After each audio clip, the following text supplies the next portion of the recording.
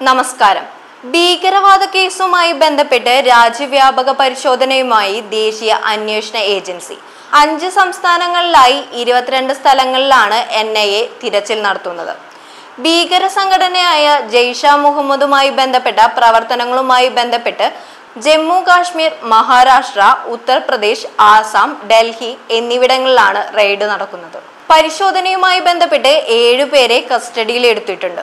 October 2-ന് രാജസ്ഥാനിലെ 8 railway സ്റ്റേഷനുകൾക്ക് bomb ഭീഷണിയുണ്ടെന്ന് Jaish Muhammad ഭീകരനെന്ന് അവകാശപ്പെടുന്ന ഒരാൾ കത്തിലൂടെ അറിയിച്ചിരുന്നു. ജയ്ഷെ മുഹമ്മദ് ഭീകര സംഘടനയുടെ പേരിൽ എഴുതിയ കത്തിൽ ഗംഗാനഗർ, ഹനുമാൻഗഡ്, ജഡ്പൂർ, ബിക്കാനീർ, കോട്ട, ബുഡ്ഡി, ജയ്പൂർ, ഉദയ്പൂർ എന്നിവിടങ്ങളിലെ പ്രധാന സ്ഥലങ്ങളും റെയിൽവേ സ്റ്റേഷനുകളും ഒക്ടോബർ 30-ന് ബോംബിട്ട് തകർക്കുമെന്നായിരുന്നു ഭീഷണി.